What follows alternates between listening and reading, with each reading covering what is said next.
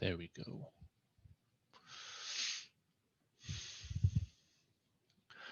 Everybody doing all right?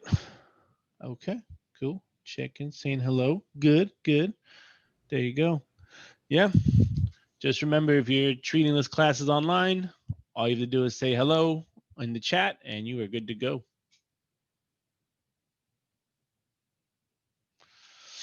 If you're sticking with me for live lecture, then stick around. But like I said, if you have questions over anything so far, I can go ahead and answer them now. So ask away.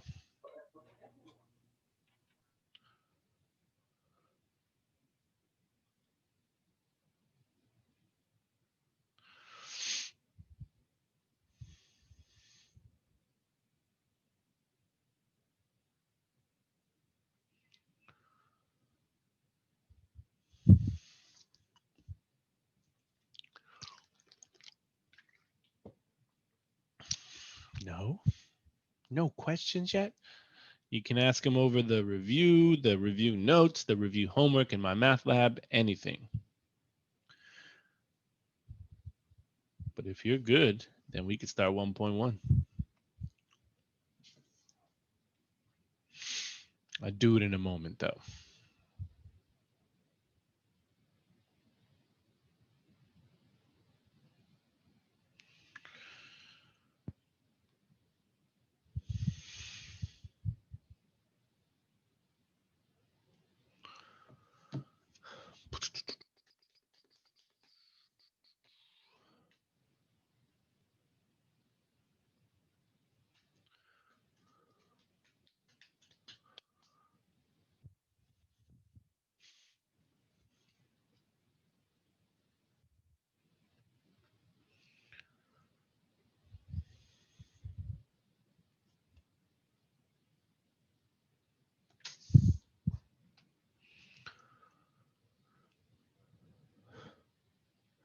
Missed Tuesday's Zoom meeting. Was there any important? Lots of important information.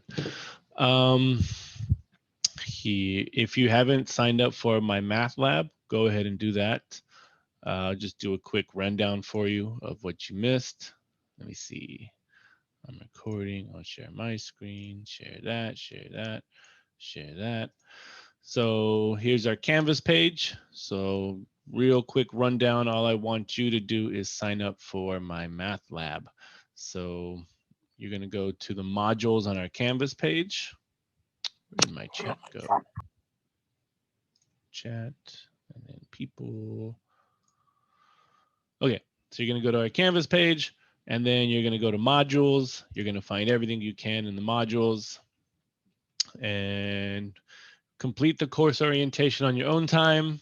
But for now, like I said, go to the welcome module. In the welcome module, you're going to go to register for Mymathlab. I'll click on that. You're going to highlight this code and copy it. Then you're going to go to My Lab and Mastering, and you are going to click on Open My Lab and Mastering, and it's going to take you to another page where you'll accept the terms. You'll create an account. You'll copy and paste that access code in, and then you'll have access to your homework. Other than that, like I said, that's really short and sweet. Just know that everything you need for this class you can find in the modules. I'm going to lecture today, but we'll have time afterwards for any questions over the lecture, any questions over anything, but yeah, that's pretty simple. All I want you to do today, if you missed, just sign up for Mymathlab. Get that over with.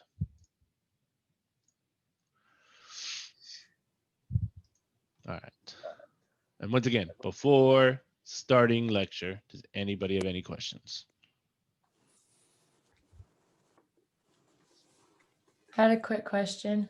Go ahead. So remember how you said that we had to have the 800 minutes in the tutoring? Is it the brain fuse one? No. It's the ones that I gave the links to in our modules. So Okay. it's going to be, so brain fuse you can use, but it's not going to count towards your minutes. Okay. So the one you want to use is, remember in the welcome module, here are the spring tutoring links. Mm-hmm. So you click on that, And you're going to want to use the second Zoom link that's on the first page. Okay. This is where you will rack up minutes. Okay, thank you. You're welcome. I mean, BrainFuse is helpful. I think you only get 300 minutes. Sure, if you use that, let me know. I can tack on minutes from there, but majority of your minutes, you want to go to our actual tutoring labs, which the Zoom link is there. Oops. Okay. Okay. Yeah, and I think I have a recording of everything we went over Tuesday, Noah. So if you want to watch that, it's in the announcements just to cover anything you may have missed because there was a lot of information.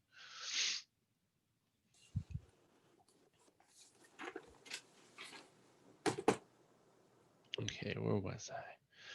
Do this, share this, do that. Then put my chat up over there. Boom, boom. Cool. Okay, well, I guess I'll start lecturing then. So today we are covering 1.1 linear equations and inequalities, which means that after this lesson, you can start working on your 1.1 homework in Mymathlab. So let's do it. And again, if you need these notes, if you're going to write them down at the same time I'm writing, then the notes are found on our Canvas page in the modules. You can definitely download the PDF. Okay. Actually, no, let me do this. I'm going to here, because I did update these notes just a little bit to save time. So if you want these notes that I'm working on right now, I just posted them in the chat for you to download. So I'll give you a moment to download those.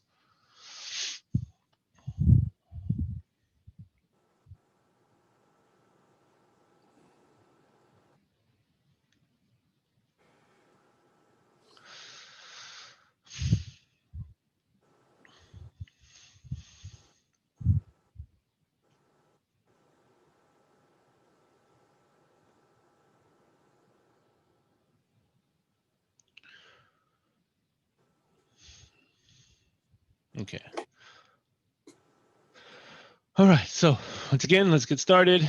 This is about linear equations and inequalities. So the definition of a linear equation in one variable can be written in the standard form as ax plus b equal to 0, where a, the leading coefficient, can't be 0. If you replace the equal symbol with a less than, greater than, less than or equal, greater than or equal to symbol, then it is now called a linear inequality. So you change from a linear equation to an inequality. Solving an equation or inequality means finding the solution set. So we want to find the solutions that make the equation true or the inequality true. Okay, now for linear equations and inequalities, there's some properties, some things we know about equations, like one thing, what you do to one side, you must do to the other. So these are just some equations, some properties just explained out. So number one, the same quantity is added to or subtracted from each side of the given equation, and each side of a given equation is multiplied or divided by the same non-zero quantity. To make those properties simple, once again, what you do to one side of an equation, you must do to the other side.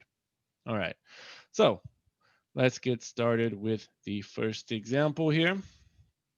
We have 3x minus 2 times 2x minus 5 equal to 2 times x plus 3 minus 8. So our job here is to solve for x. So the first thing we're going to do here is take this negative 2 and distribute it to these two terms. That's what we're going to do on the left side. So we're going to have 3x. And once I distribute that negative 2, I'm going to get negative 4x plus 10 equal to. And then on the right side, we're going to do the same thing. We're going to take this 2 and distribute it to each term. 2x plus 6 minus 8. All right. Everybody good with that so far? Yes, sir. Okay. So now what we want to do on both sides of the equation is combine like terms. So on the left side, we have 3x minus 4x plus 10. So the like terms we see here are 3x and negative 4x.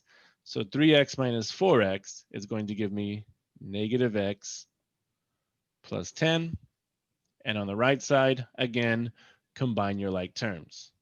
There's no x's on the right side, but there are the 6 and the 8. These are called constants, and the reason these numbers are called constants is because they do not have a variable. So a number without a variable is considered a constant. So the 2x will remain, and 6 minus 8 gives me negative 2.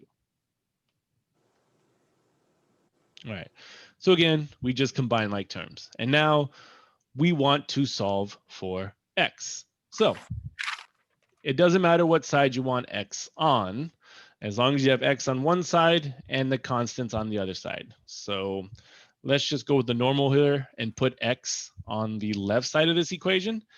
That means I'm going to take this, I'm going to take this 2x and I'm going to move it to the left. And the only way to move it to the left side of the equation is to subtract it. So I'm going to say minus 2x, actually, I'll do it in a different color, minus 2x minus 2x. And in the same move, I'm going to take this 10 and move it over to the right side. So let me switch colors again. So since this is a positive 10, the only way to move it to the right is to subtract it from both sides. And now, add them up. Negative x minus 2x. This means we go more negative. We're going to get negative 3x. This 10 and that negative 10 will cancel. Equal to 2x minus 2x. Those x's will cancel. And then negative 2 minus 10 means we go more negative, which means we'll get negative 12. All right. Any questions so far? I kind of have a question just Go about ahead. showing in general. So if we're doing the same operation, even if it's like 5 different times, we can do that in one step line. Exactly. Yeah. Okay. Yeah. I mean, when I teach, I'm going to show you step by step by step. Okay. So, I mean, if you can get it down in less steps, perfect. But the way I teach is I'm going to show you everything. Cool. So, okay. And then next, we want to solve for x. So to solve for x, we have to get rid of that negative 3. And since this negative 3 is attached to the x by multiplication, the only way to get rid of multiplication is to divide, right? So we divide both sides by negative 3, and x is going to give me, so negative 12 divided by negative 3 is going to give me what? 4. Positive 4. Good.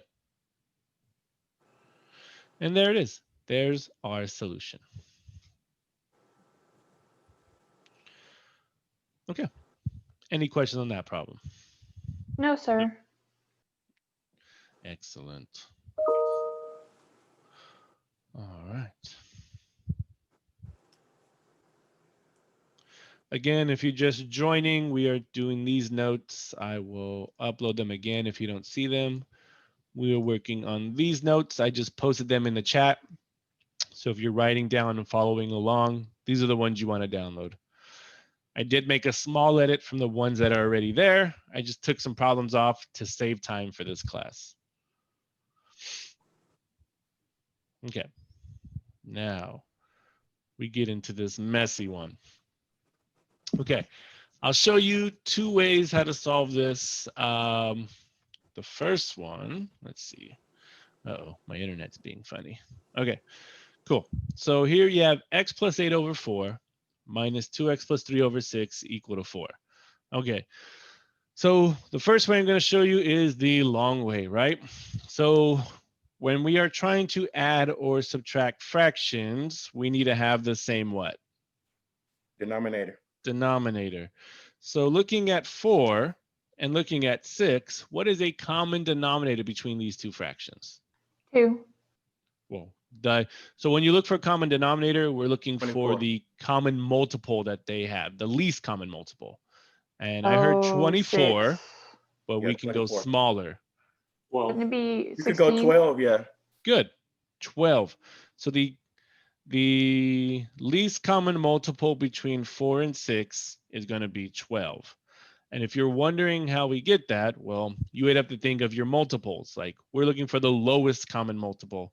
So 4, and then you would have 4 times 1 is 4. 4 times 2 is 8. 4 times 3 is 12. And the same could be said for 6. 6 times 1 is 6. And 6 times 2 is 12. This is where we would stop because 12 would be considered the least common multiple. Whoops. All right, yeah, my internet needs to catch up. Come on, don't do this to me. There you go. Okay, so that's how you would do a least common multiple. And that's a great way of finding common denominators. Okay, I'm going to erase that. So we know 12 works. That means that this first fraction, in order to get a common denominator of 12, we need to multiply the top and bottom by what number? 3. 3. 3. Good. And then this fraction, in order to get 12 in the denominator, we need to multiply top and bottom by what number? 2. 2 over 2. Yes. Good. So now what we have is 3 times x plus 8 over 12 minus 2 times 2x plus 3 over 12 equal to 4. Okay. And now, do these two fractions have the same denominator? They do. They do, which means we can now combine the numerators. So I'm just going to rewrite it as 3 times x plus 8 minus 2 times 2x plus 3 over 12 equal to 4. Okay. Still some work to do, right? So now what we're going to do is actually, first thing we're going to do before we distribute this 3 and before we distribute that 2, the next thing we're going to do is a little cross multiplication. Because how can I get rid of that 12?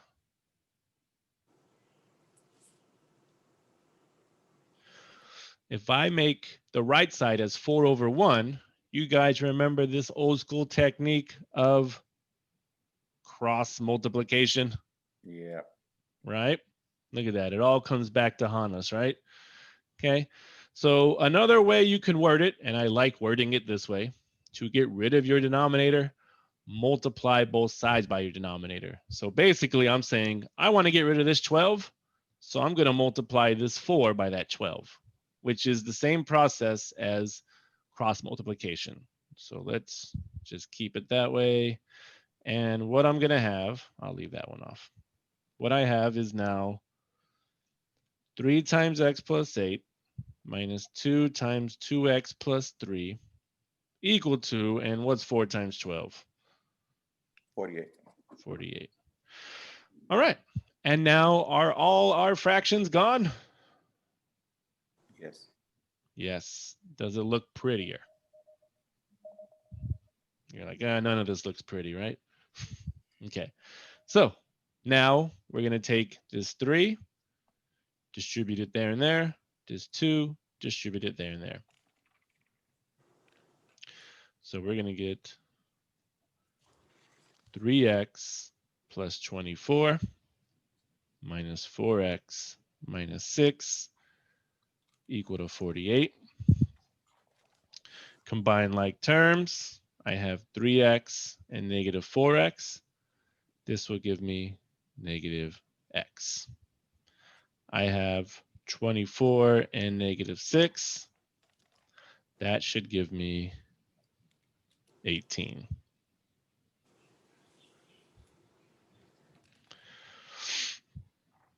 Is everybody good so far? Yes. Where did you get the 4 from? Was that on the actual problem? Yes, that was on the actual problem. Didn't see Go. it. I was Yeah. very confused. Okay. You're good. Sometimes I can make numbers appear out of thin air, okay? Okay. So now all we have to do is solve for x. So then I'm just going to take this 18, subtract it to the right side, and we get negative x equal to 48 minus 18, 30. And we're almost done. We don't want negative x, we want positive x, so we can divide both sides by what number? -1. Or Okay, yeah, -1. Pardon, sir. Just want to let you know that I'm here. I'm sorry. I just wanted to pop in and do my attendance. It's Remy Okay. Cortez. For sure. Thank you. All right. Thank you, sir. You have a good day. Yes, sir. You too. And x equals negative 30. Oh, such a long process, right? So like I said, there were 2 ways to solve this. So now I'm going to explore the second option. But are there any questions on that process? Are there any situations where these steps would only work and the other wouldn't? No, they're both going to work out. This one just gets you more familiar with like fractions and combining all that, right? So, which is good. It's a good learning process because I know all students hate fractions, right? So this is the best way to get over your fear of your fractions. Okay. And this second option is the best way to get over your fear of fractions. So just like we did in the last one, what was the common denominator between 4 and 6? 12. 12. And just like I said earlier, if you absolutely hate fractions, then let's get rid of your fraction, because to get rid of your denominators, you are going to multiply by the common denominator. So here's what I'm going to do. I'm going to take this common denominator of 12 and multiply it to both sides of the equation.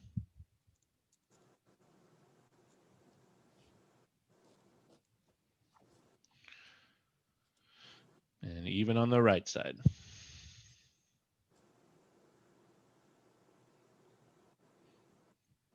And now you're going to watch the magic. So this 12 is now going to distribute to this fraction and to this fraction. So like I said, I'm going to write it out step by step by step for you. And this is going to get rid of everything. So what we have now is 12 times x plus 8 over 4 minus 12 times 2x plus 3 over 6 equal to 48. And now all I want you to look at are the fractions, and I want you to look at these numbers. What is 12 divided by 4? 3. You get left with 3x, 3 times x plus 8, minus, and let's do it again. What is 12 divided by 6? 2. You get left with 2 times 2x plus 3 equal to 48. And look, we are right at this step here. Aha.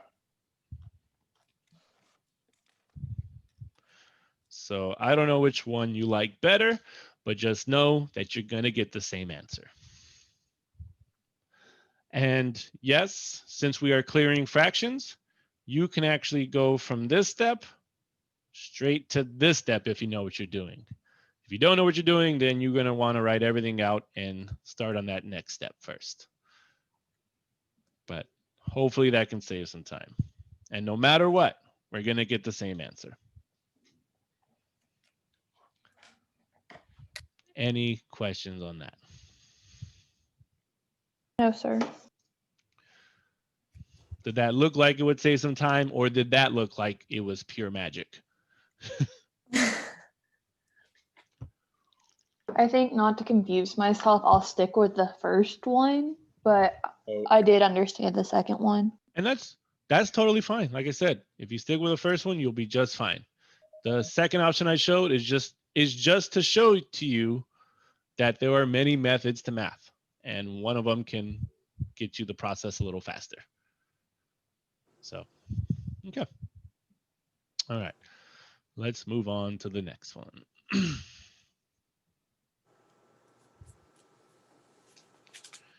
All right. Oh, yeah. So this is the last one on here for these. Okay. M over 3 minus 4 equals 2/3. All right. Actually, I want you guys to try and solve this one out. So I'll give you about 2 to 3 minutes to try and get it on your own, and then I'll cover it. So you're going to solve for M.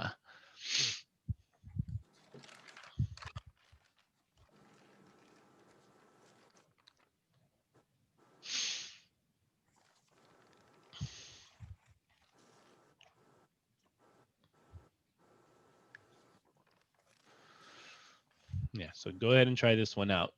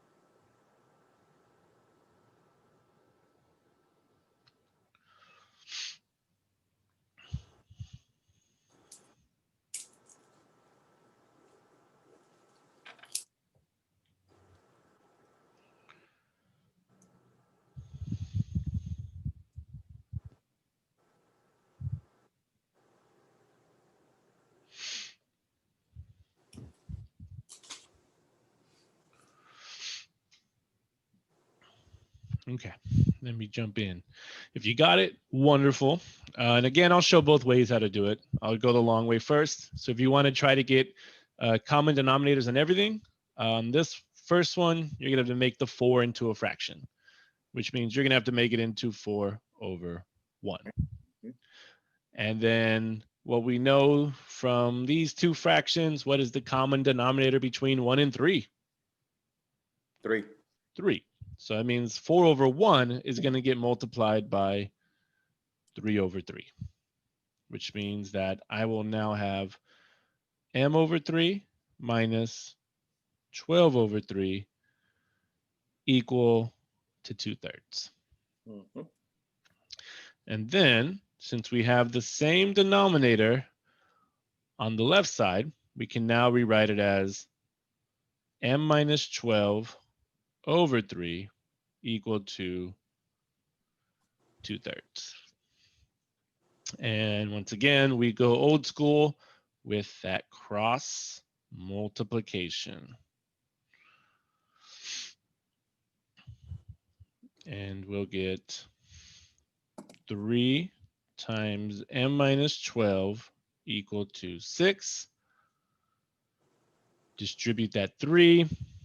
You get 3m minus 36 equals 6. Running out of room. All good. I'll zoom in a little bit more. There we go. Add that 36 over.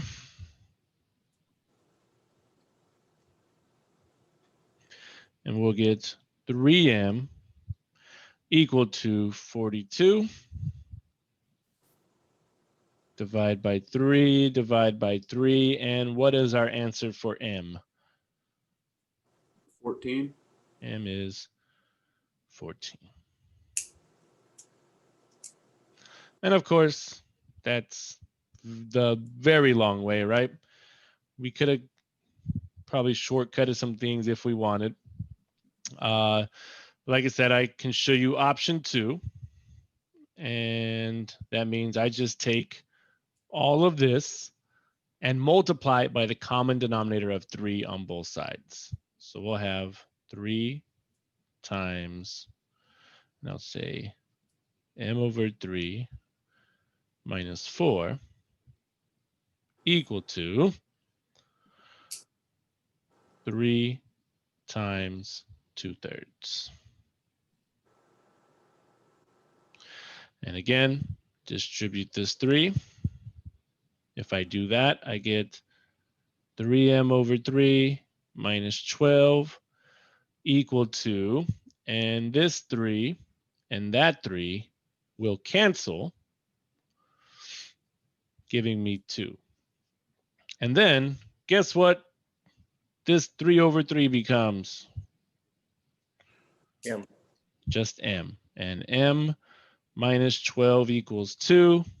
Add that 12 over, and still we get m equals 14. So, however you want to go about it. Professor, Go ahead.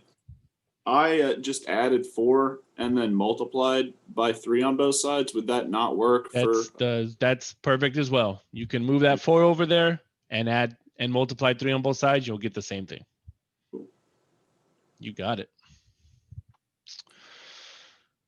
Okay, excellent. So, any questions on solving those linear equations? No, sir. Bringing back some memories, yeah? Garden 2? Some good memories, bad memories. Okay. So the next one is learning how to rearrange a formula. So here we are given the formula A equals P plus PRT. And the first thing we want to do is solve for the variable R. So I'm going to rewrite this formula. A equals P plus PRT. And what we want to do is solve for this variable of R.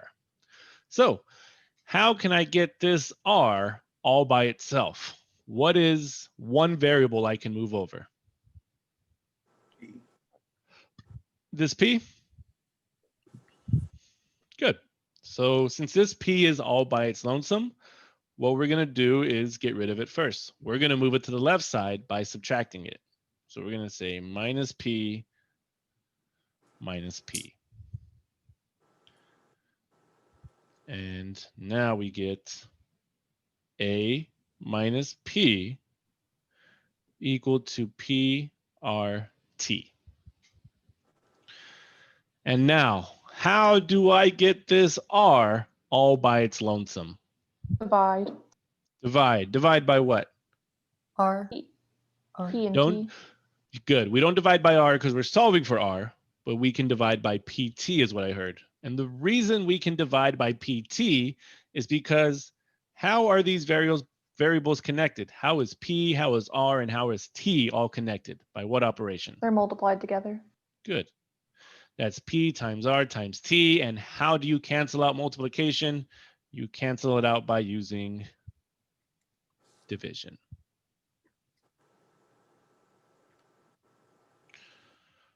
And we get our answer. We get,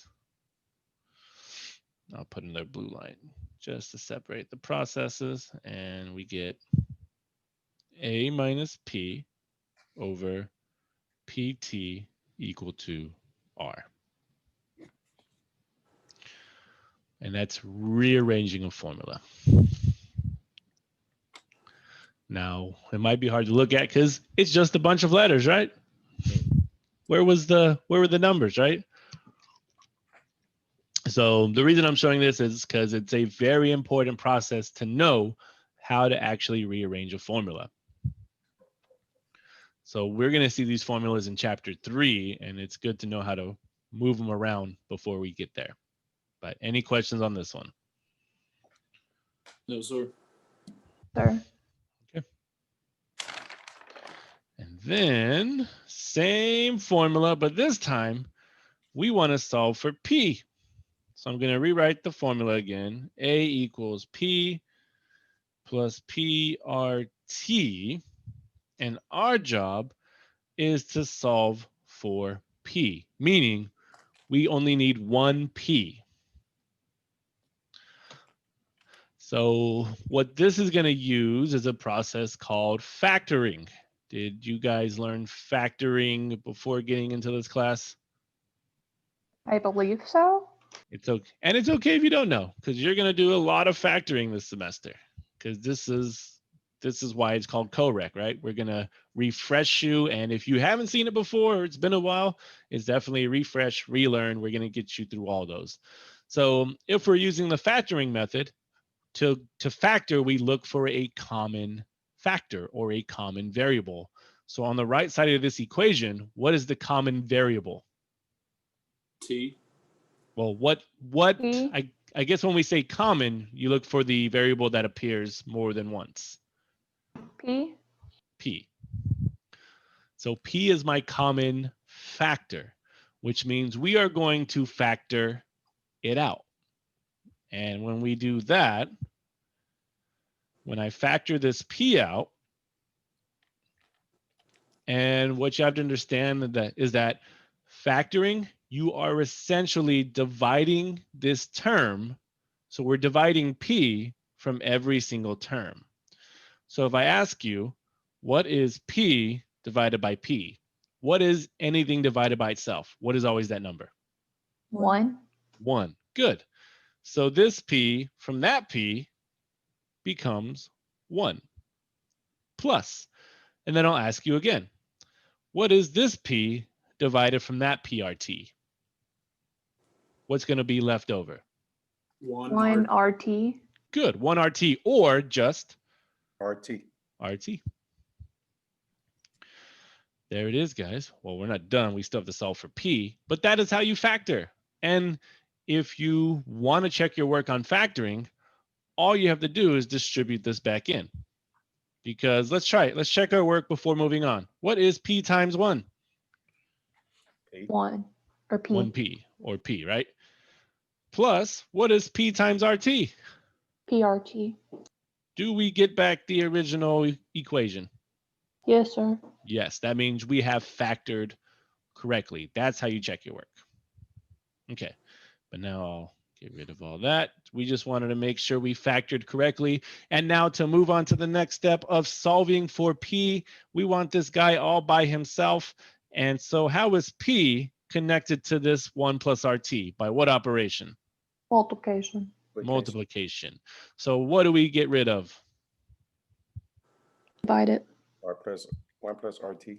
Good. And we are done. You get A over 1 plus RT is equal to P, and that is it.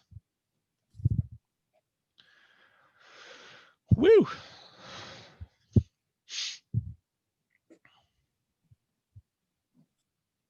All right. Any questions?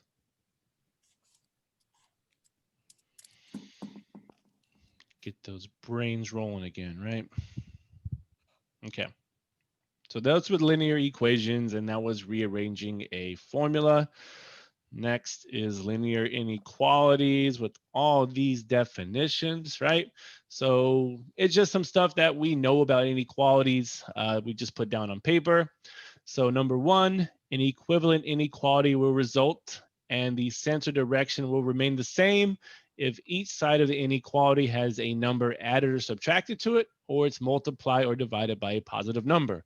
So what that means, to put it in English for everybody, is that let's say I have an inequality such as 5 plus x greater than 0. If I wanted to solve for x, I would just move the 5 over to the right side, and I would get x greater than -5. So all this property is saying is that if you add or subtract a number, the inequality will not change. You see how in both steps it's a greater than. That's all this property is saying. And then the second part of the property says, okay, well, what if we took this equation and multiplied both sides? But actually, no, actually, what if we took this? If I said 5x greater than 1. And this says, well, what if you divided both sides by +5? And once again, the inequality would not change. You would get x greater than 1/5. So all these properties says is that if you add or subtract a number to the both sides, and or if you multiply by a positive number, the inequality will never change. And these are things we know already. They're just put into more complicated wording. So what we do know is that if you ever multiply or divide an inequality by a negative number, what's going to happen to the inequality? It flips. It's going to flip or reverse, right? Which is the next property down below.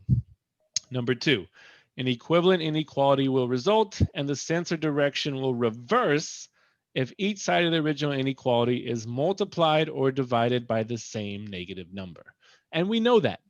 And again, it's probably just a little more complicated to understand.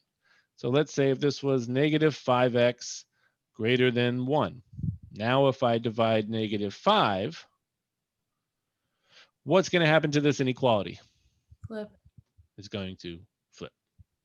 So this means that you'll get x is now less than -1/5. So my inequalities change. And this only happens when you multiply or you divide by a negative number. Like I said, stuff we know. Okay. Now for more information, this page is a bunch of information. We run into something called a double inequality. So this double inequality, the way you state a double inequality is you say A is less than X and X is less than B. This means that X is stuck between A and B. So A is less than X and X is less than B. That's how you read a inequality. Okay. And now to learn about some notations. One notation is called interval notation. The other notation is called set builder notation. So there's this lovely chart here. Hopefully it's easy to see. But I guess before I get into that, let's talk about notations. So if you ever see a greater than symbol or a less than symbol, greater than or less than symbols will always get parentheses. They will always get parentheses. So I'll just say notation up here. If you ever see greater than or equal to, less than or equal to, then these will always get brackets.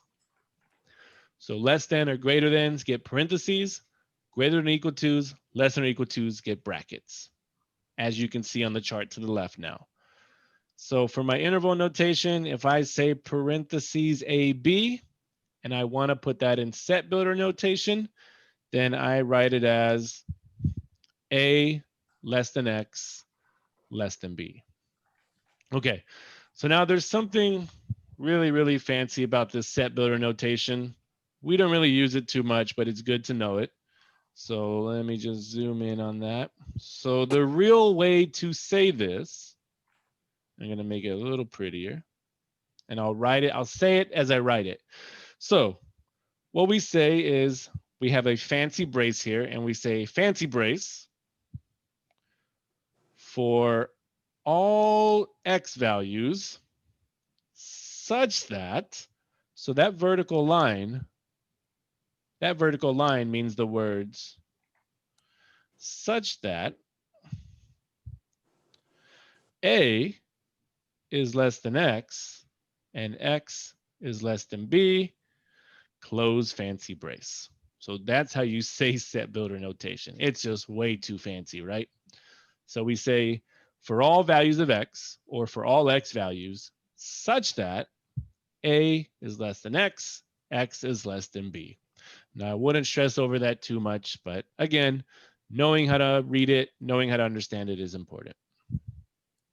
And then transferring it to a graph, well, if we put it on a number line, we see that you have parentheses A, parentheses B. And the reason there's parentheses A, parentheses B is because first, the interval notation started off with parentheses A, parentheses B. And then the set builder notation only had less than symbols, which means that, again, if you see a less than or greater than, you're always going to get parentheses. Try not to make this too complicated. There we go. Okay. And then the other notation is the included notation that you see here. So now we see bracket AB. Bracket AB. So bracket means the number is included. Parentheses means the number is not included.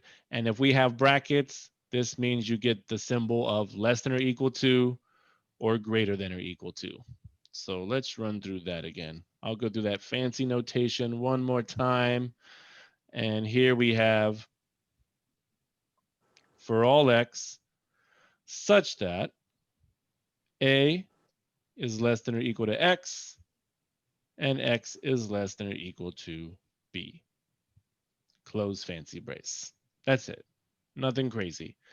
And again, to note the differences on the number line, we see that since the numbers are included, these numbers get brackets. That's it. And I'll work with you on these, so just so they're not too crazy. But everything is showing you a combination of how to use them. You can have a parentheses and a bracket, which means parentheses and bracket gives you less than or equal to. You can have bracket and parentheses, which means less than or equal to and less than. So we can just have a combination of these.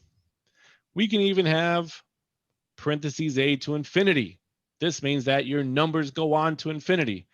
This means that X has to be greater than A. So if you're greater than any number, this means you're headed towards infinity.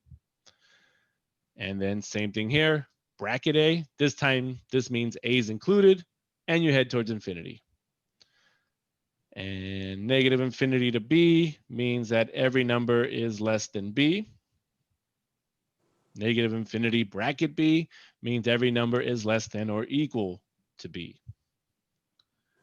And then negative infinity to infinity, this uses the whole number line and it goes on infinitely. Okay, like I said, don't stress on this. It's nothing that crazy and we'll get through it together.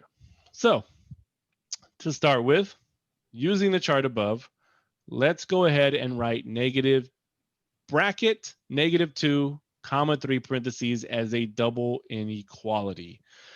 All right, so we're going to take -2, 3, write it as a double inequality. So the first thing I'm going to write is this fancy brace, and I'm going to say for all X such that, and what number do I start with? -2. -2. And since this has a bracket, it's going to get what symbol? Equal or greater than. Greater than or equal to. Good. So this one in this sense is less than or equal to. Less than equal to. Okay. And then we're going to put an X in the middle. And then now we're going to write the 3, but this 3 has a parentheses. So what symbol is this going to get? So The normal one. good. So parentheses just gets a less than or a greater than. So this is going to be X is less than 3, close the brace. That's it. Like I said, nothing crazy. And again, the reason why we get a bracket or a less than or equal to is because of this bracket. And the reason we get a less than is because of that parentheses. It's Where all do in the we get- notation. Go ahead. Where do we know that it's less? I understand that the equal to or greater is a bracket and Mhm. Greater is parentheses or less, but where are you getting the less from? So just by the examples, right? So in all of these, whoops, in all of these double inequalities, it's always less than less than. Okay. It can definitely change if it wanted to you could even have something as -2 is greater than or equal to x, which is greater than 3, but we're not doing those yet. Okay. For now, the common example is just less than, or less than or equal to or less than. Okay. And then all it says is to graph it. So if I drew a number line, here's -infinity, here's +infinity, and I plot my two numbers, I'm going to say here's -2 and here's 3. What will -2 get? A bracket or a parentheses? Bracket. Bracket. Bracket. What will 3 get? A bracket or parentheses? Parentheses. And that's it. That's all we have to do. Okay. Let's try the next one out. This one says write x is greater than or equal to -5 into interval notation. So they're giving us the set notation. They want us to write it in interval notation. So what this inequality is telling us is that any number we choose has to be greater than or equal to -5. So what number should we start at? Infinity? Well, we're going to head towards infinity. Okay, 5. So we're going to start at -5. So for my interval notation, we're going to write it as, and is 5 going to be included? Is that a greater than or equal to or a greater than? Greater or equal to. So this means that -5 will get a bracket. And if we have to choose any number greater than -5, where are we headed again? Infinity. Infinity. And infinity always gets a parentheses because do we know what infinity is? No. No. There it is. There's your interval notation. And last is to put it on a number line. Here's -infinity. Here's +infinity. I plot my number -5. And what notation does -5 get? Bracket or parentheses? Bracket. And if we're going towards infinity, do we go left or do we go to the right? To the right. There it is. Goes to infinity. So if the interval notation was flipped, it would be x is less than or equal to -5. Good. If it was flipped, right? So if it was x less than or equal to -5, then our interval notation would be -infinity to -5. Cool. There you go. Good. All right. All right, let's keep moving. Woo. Now on to linear inequalities. All right. So we're going to solve these just like linear equations. We're going to solve for x. And let me see, am I zoomed in enough? There we go. Perfect. So the first one is x over 2 minus 3 greater than 3 over 2 minus x over 5. You guys want to go the long way or do you want to clear out fractions? Clear out fraction. Clear out Or what? fractions. Good. I'm going to go with clear out fractions. So this means that if we're going to clear out fractions, look at all your denominators. 2, 2, 5. What is my common denominator between 2 and 5? 10. 10. So this means that I'm going to multiply both sides of this equation by 10.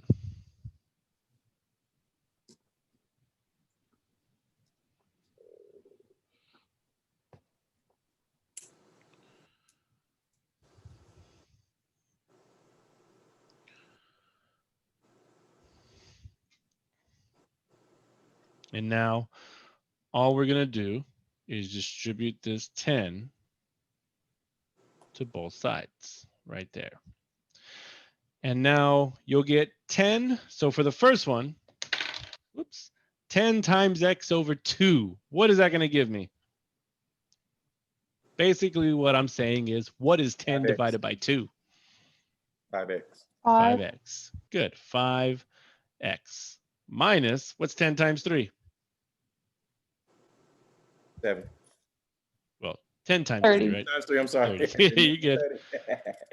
Oops. Greater than, and Hey. now we do the right side. 10 times 3 halves. Well, let's make this simple. We just said it. What's 10 times 3?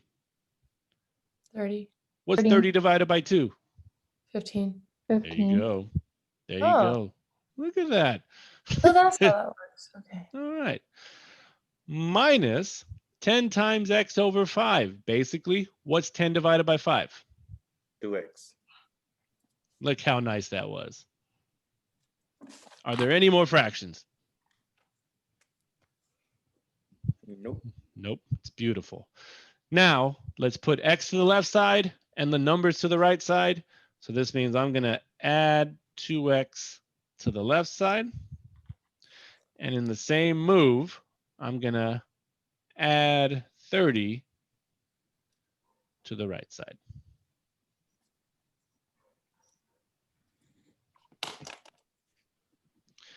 And let's do that. And this looks like we're going to get 7x. Your 30s over here will cancel. Greater than 15 plus 30, 45, and your 2x's here cancel. Okay. Now, what do we divide by? 7. 7. We will divide by 7. So that would be x is greater than 5. Close. If Oh, it wait. was 35, you'd be good. Oh, I'm sorry. You're Brain good. fart. And can 45 over 7 reduce anymore? Nope. Nope. So we leave it as is. But since this is business math, what is the decimal number for 45 over 7? 6 point. To 2 decimal places is fine. 642. For 2, there's an 8 right behind that 2. So we're going to say 6.43. Because then I think the next thing we want to plot is the number line. So here we're going to graph it again. Here's negative infinity. Here's positive infinity.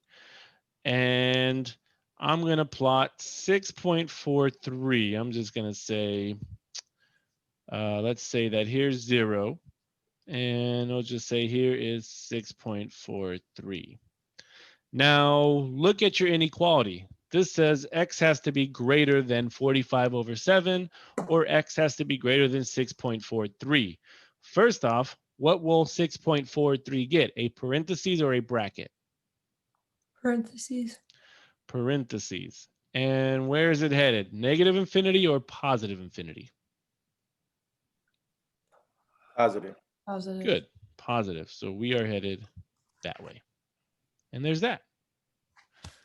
All right. Any questions on that?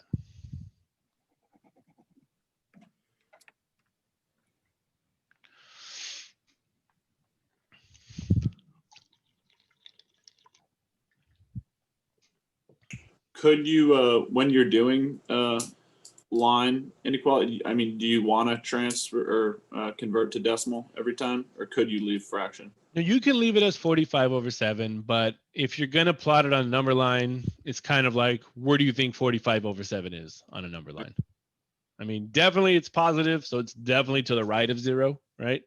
But it's always good to know what number it actually is. Yeah.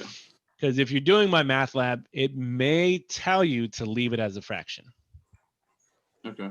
And it could tell you to put it as a decimal. So you'll just have to see what the input box wants. Okay, let's try the other one. Oh, thank goodness. That one looks way easier than the other one, right? Okay, let's go ahead and solve for x. So what am I moving over to the right side? 8.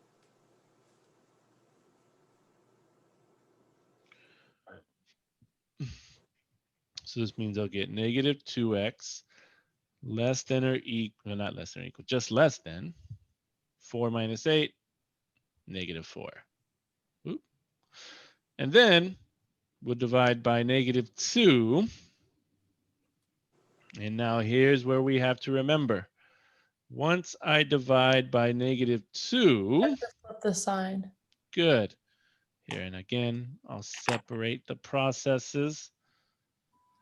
We're going to get x is what? Greater than Greater than 2. 2. Good. Perfect. Okay, and again, transfer to a graph. There's negative infinity, there's positive infinity. I'll put 0 here. And since we're greater than 2, we know where 2 is. 2 is to the right of 0. But again, look at your symbol. It's greater than. So are we going to get a parentheses or a bracket? Parentheses. Parentheses. And if we're greater than, are we heading towards infinity or negative infinity? Infinity. Infinity. So we're headed that way. Perfect. All right. Any questions on that one? No, sir. All right. Woo. All right, last one. A double inequality. Yeehaw. Well, last one for this page. Don't worry, we still have more to go. Okay, so this is a double inequality and we want to solve for x. So way to solve the double inequality is to get rid of any terms in the middle first. So this is 5 minus 7x. So if we want 7x by itself, the first number to get rid of is that 5. And with a double inequality, if we're going to subtract it from the middle, Gotta subtract it from the end. this means we have to subtract it from the left and we have to subtract it from the right side. Which means my new inequality is, what do we have? Negative 21 less than or equal to negative 7x less than 7. Does that look good? Yes, sir. Okay. And then now we want x all by itself. So what number are we going to divide by? 7.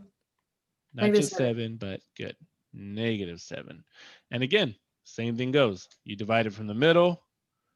You divide it from the left. You divide it from the right. But once again, watch out because it can be tricky. We just divided by negative. So this means all your signs are going to And flip.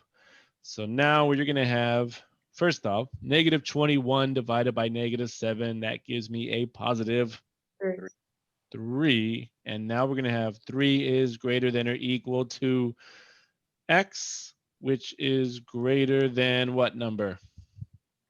1. Negative 1. Negative 1. 1. There's our double inequality.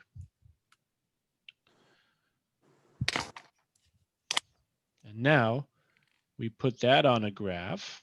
There's negative infinity. There's infinity. I'll just put 0 here as a marker. And, well, what number should we plot to the left of 0? Negative 1. Negative 1. And look at the inequality on negative 1. Is negative 1 going to get a parentheses or a bracket? Parentheses. Parentheses, because it's just a greater than. What number should we plot to the right of 0? 3. 3. And is that going to get a parentheses or a bracket? Gonna get a bracket. Good. And there it is. We are stuck between those two numbers. And yes, you definitely could rewrite this as -1 is less than x is less than or equal to 3. They both mean the same thing.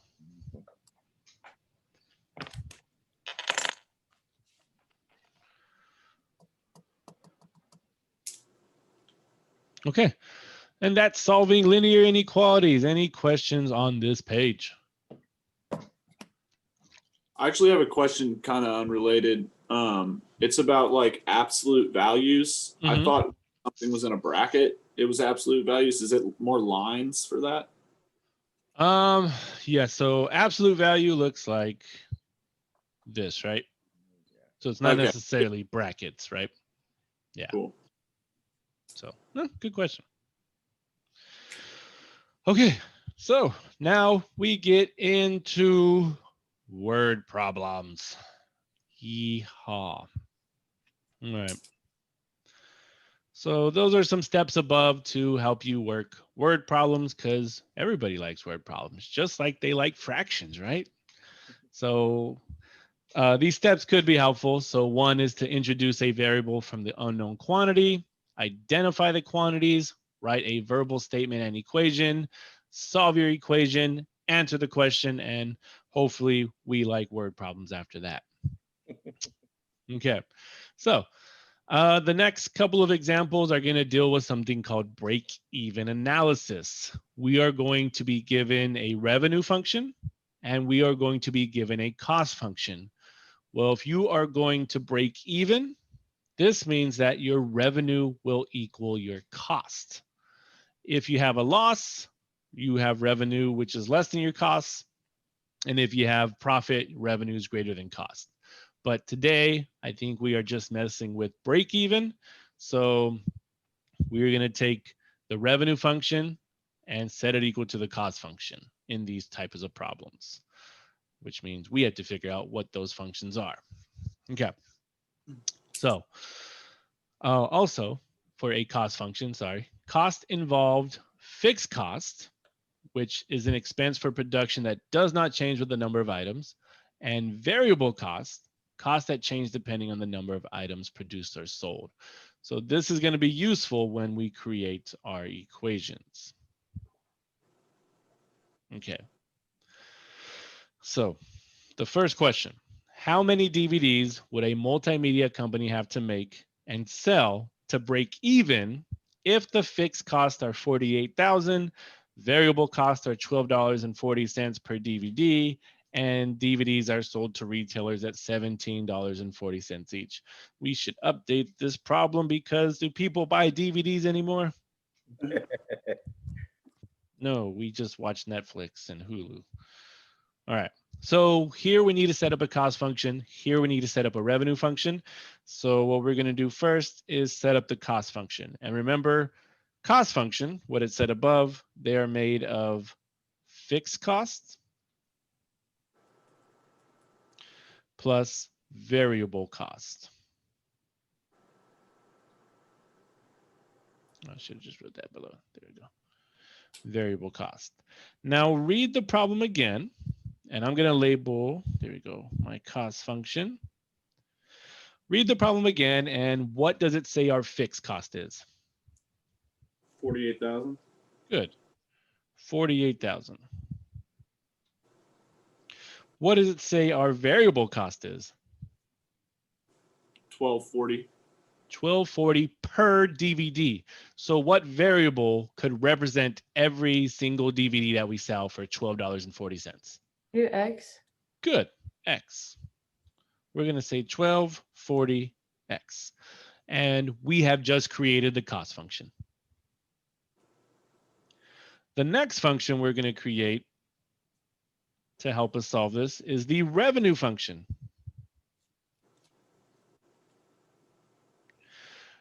And revenue is always given by the number of items times the price of that item. So to create my revenue function, we're going to use the last piece of information this is giving us. How much are we selling these DVDs to the retailers for? 1740. 1740 each. So what variable again represents X. each? X. Oh, yeah, so when I say number of items, I should put in, 40. Or well, there you go, X, right? X represents what we're selling. So we're going to say 1740 X. There you go, guys. We have now created a cost function. We have now created a revenue function. And now we want to know what's it going to take to break even. So to break even,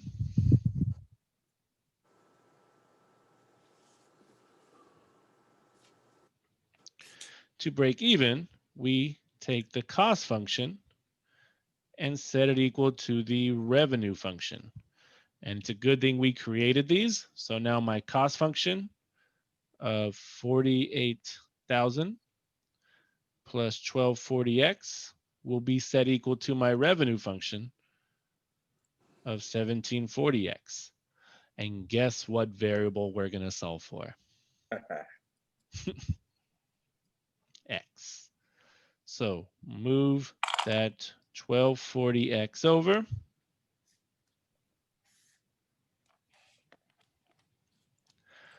And we'll get 48,000 equal to what's $17.40 minus $12.40? $5. $5. So we'll just say 5x. And then we will divide by 5, divide by 5. And what is 48,000 divided by 5? 9,600. 9,600. Good. 9,600 what? What are we selling here? DVDs. DVDs. So in order to break even, in order for our revenue function to meet our cost function, in order for them to intersect, we need to sell 9,600 DVDs. And good luck, because nobody buys DVDs anymore.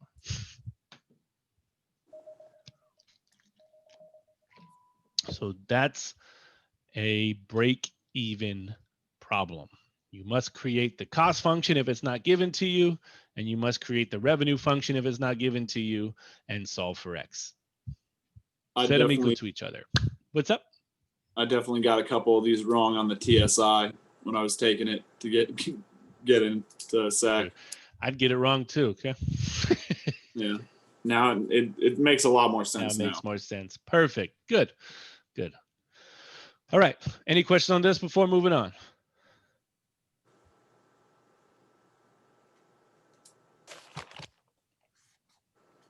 Okay. So the next problem is just like the one above that we just finished. It's in the form of break even, but it doesn't actually mention it. So we have to treat it as a break even problem.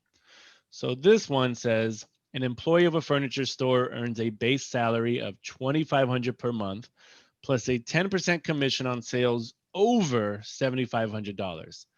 How much must the employee sell in 1 month to earn a total of $5,000 for the month? Okay. So this is just like cost and revenue, but we can label it different.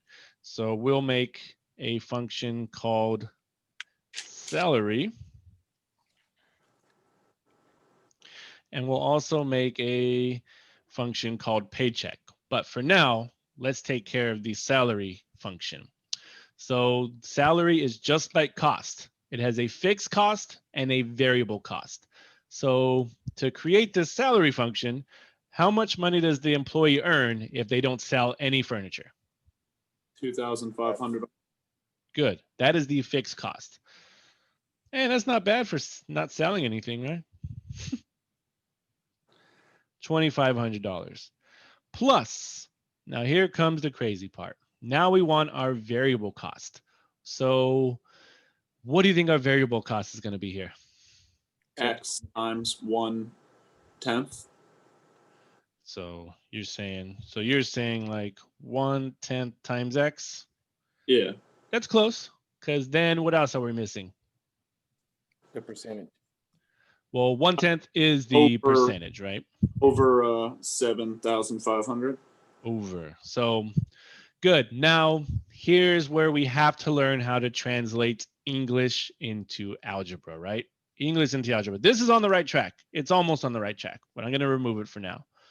So if we are over something, right, to say over 7,500, we are going to have to think algebraically. And this means that this employee's sales, X is the amount of sales, whatever they sell has to be over. What inequality represents over? Less than or greater than? Greater than. Greater than. So this would mean that X would have to be greater than 7,500. This employee's sales have to be greater than 7,500. Makes sense. Now we have to make an equation out of it, which means we have to take this 7,500 and move it to the left. And the only way to move it to the left is to subtract it, which means I get X minus 7,500 greater than 0. And now, just like you said, we want to multiply X by the commission, which is 10%, but the employee will only get 10% on the commission if they sell over how much money? 7,500. 7,500. So here's where this is what I'm going to write for our salary function. So 10%, remember percent, you always have to convert to decimal. So 10% is what decimal number? 0.10. 0.10. 0.10. So I'm going to say 0.10 times X minus 7,500.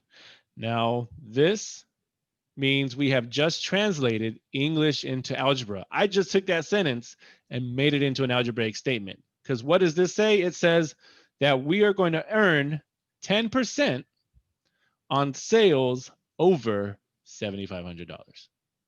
Does that make sense? Yes, sir. Okay. And that is your salary equation. Okay. Now, let's make a paycheck equation. And this one is pretty straightforward. How much money does this employee want at the end of the month? 5,000. $5,000. That's it. That's our paycheck equation. And now I said we're going to treat it as break even because we are going to set the salary equation equal to the paycheck equation and solve for what variable? X. X. Yeehaw. So let's do it. We're going to say salary equal to paycheck. And we're going to get 2,500 plus 0.10 times X minus 7,500. And you're going to set all of this equal to 5,000. Now let's go ahead and solve for X. So what number could I move to the right side already? 2,500. Good. 2,500.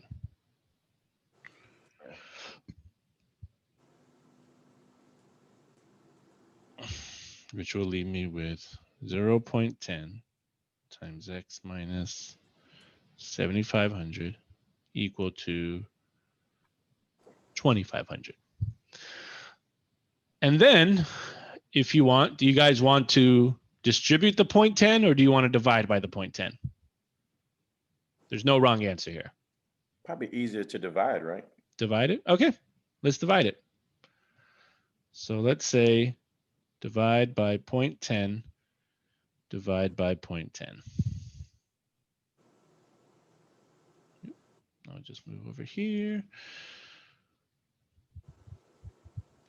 And this means I'll get X minus 7,500 equal to, and what's 2,500 divided by 0.10? 250. Careful, 0.10, not 10. $25. More, Oh. more. 2,500. There you go, 2,500. 25,000. 25,000. What? And because it's 20, because remember you're dividing by decimal. So if you guys remember your decimal Move the tricks, decimal over, yeah. exactly, right? So let's say if you remember that decimal trick, so if you ever have a decimal in your denominator, you have to move it over until you get a whole number. So I'd move this over until I got 1, and however many spaces you move in the denominator, you have to move in the numerator, which means you'd add a 0 there, giving us 25,000. All those old school tricks, right? Or just use a calculator.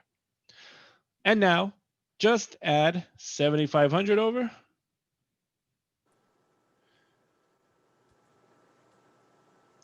And how much does this employee have to sell in furniture to get a $5,000 paycheck?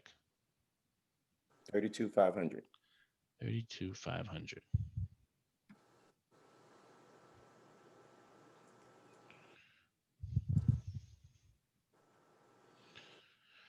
So in order for this employee to get a paycheck of $5,000, this employee must sell $32,500 in furniture. And for a furniture store, I don't know. I don't think that's hard, right? Not if you're working for Combs. I figure one couch is at least $5,000, and then yeah, just sell a couple of couches. You'll be fine. I don't know. I've never worked in a furniture store, so I don't know. There you go. I'll zoom out on that. Okay.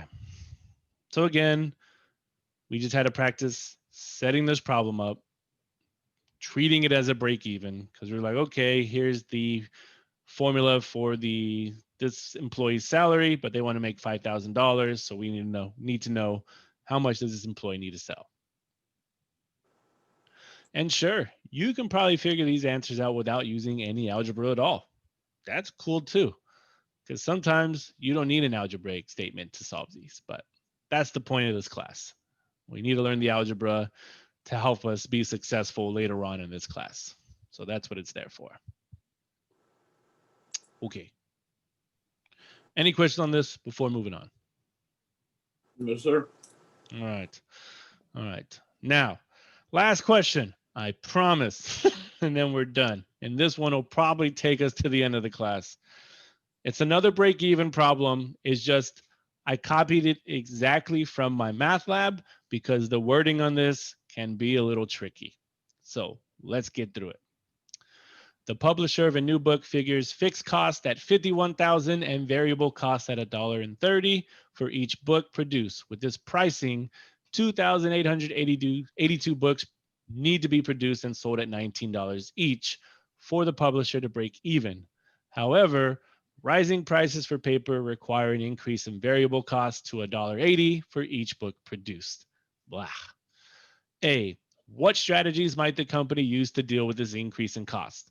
So if this was your company, what strategy might you use to help you deal with this increase in cost? Raise your price.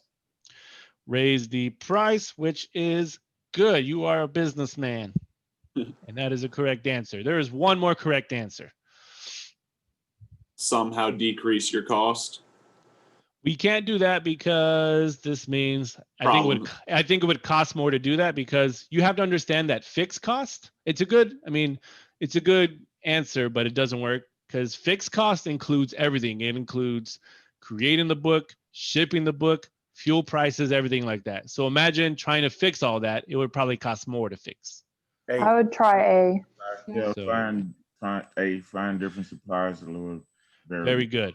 Good. So A and C are your correct answers, and B is just a ridiculous answer, right? Because what would happen if you increase the font size? You'd use more paper. You'd use more paper. Good. So A and C are correct. All right. Now let's move on to the math.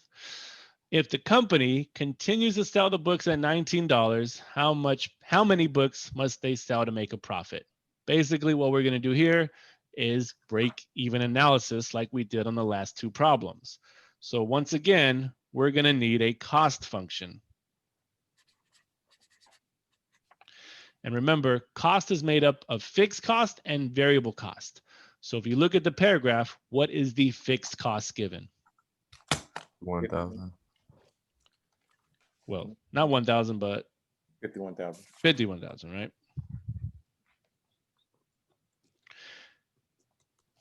And now here's the tricky part. What's the variable cost? $1.30. It would be $1.30, but at the very end of this paragraph, we said because prices for paper are increasing, we have now increased the variable cost to what? $1.80. $1.80. Trying to trick us, right? All right. And then if we're doing a break-even cost, now look at the paragraph again, or even in problem B, what are we selling the books at for revenue? $19. Good. So revenue is 19x. And once again, all we have to do, set these equal to each other and solve for what variable? X. X. And I'm going to zoom in a bit. So we're going to break even again.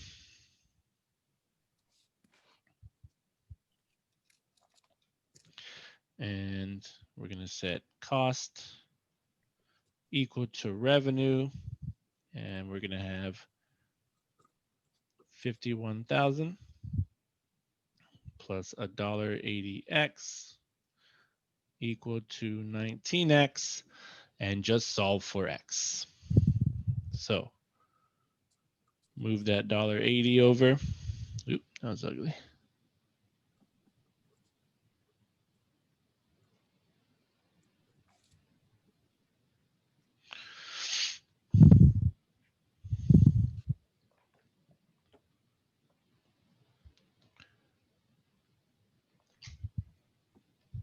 And we'll get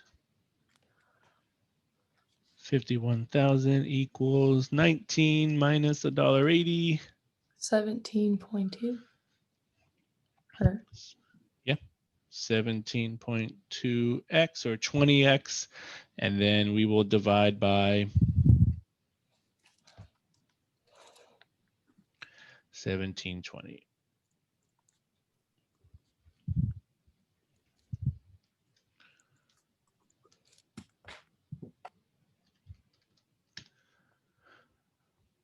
And round to the nearest whole book.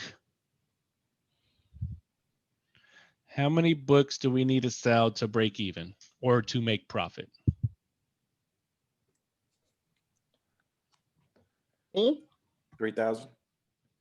Well, you don't want to round that much, but 2965. there you go, 2965, right? 2,965 books. So when it says round to the nearest whole number, because when you put this in your calculator, you get 2965.11. And can we have 0.11 of a book? No, right? No. So you should just have it as 2965. Although I'm going to give you a word of caution about Mymathlab. So when you're doing this problem, since it's 0.11, it might make you bump it up to 2966. So just be very careful with that. I'll put a little asterisk And we here. would know that because if we submit the answer and it say it's wrong. Exactly. So let's say you were doing this exact one and you put 2965 and it counted it wrong, just go up one more. So I'll say for my Mymathlab purposes, it probably wants 2966. Because Mymathlab's like, I'm the real businessman here, and we will make a book out of 0.11 of a book. So just be cautious with that. Okay. So there's that. Nothing new. This was just like the last two problems we did. And now this last question, I can read it over and over, and I'm just like, ugh, I just hate how it's worded. But maybe because I'm a math major and I don't like to read, right? But C says, if the company wants to start making a profit at the same production level of 2,882 books before the cost increased to $1.80, how much should the publisher sell the book for now? So basically, what this problem is saying is, ignore the 2,965 books we want to make. We want to go back to making 2,882 books, and we want to know what price we should sell them at, which means our revenue function is going to change now. So let's start with that. So yeah, so that wording is just crazy, right? Well, to me it is. Maybe you, right? So let's look at revenue first. So remember, if we look at revenue, revenue is always the number of items times the price. So all this problem is doing is changing our revenue function up, and then we're going to have to figure out what the price is. So how many books do we want to sell now? 2,882. Good. We want to sell 2,882 books. And we want to know how much should the publisher sell the book for now. So what's the one thing we don't know? Price. Price. So we're just going to leave this as 2,882 P. This is our new revenue function.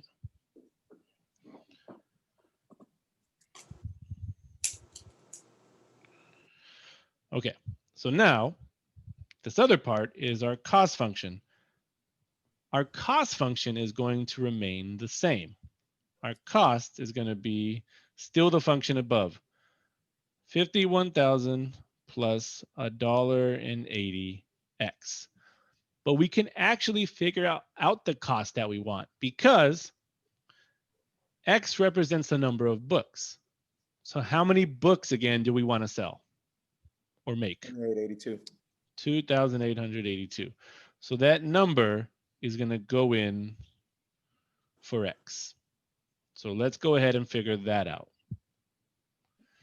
This means you'll get 51,000 plus $1.80 times 2,882. And let's go ahead and just type all of this into a calculator. I'll just keep saying cost.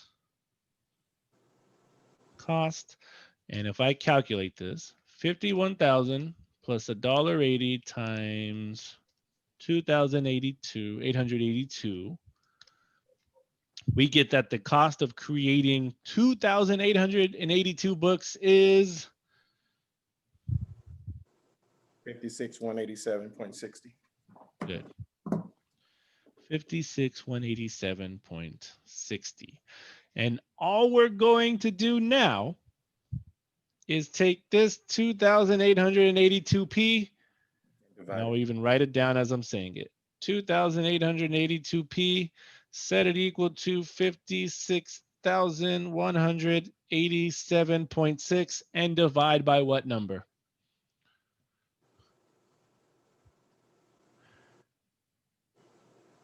Or 2,882. That's it. And this will give us the new price of the book.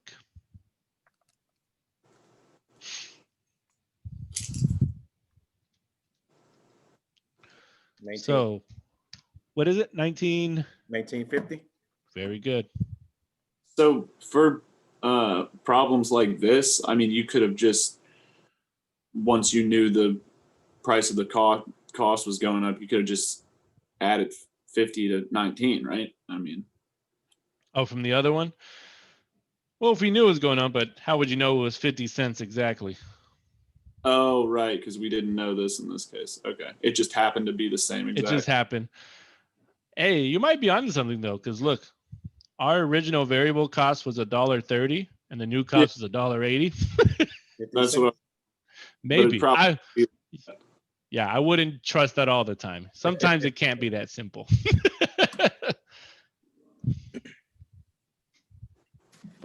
but just maybe, but yeah. All right. And that is it, y'all.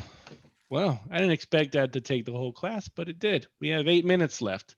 So if you guys have any questions over these notes or anything else, let me know. If you don't, you guys enjoy your weekend, and I'll see you Tuesday. Would these notes be uploaded or something like that? Yes, Or- I'm gonna upload these notes and I'm gonna send this video out as well. Okay.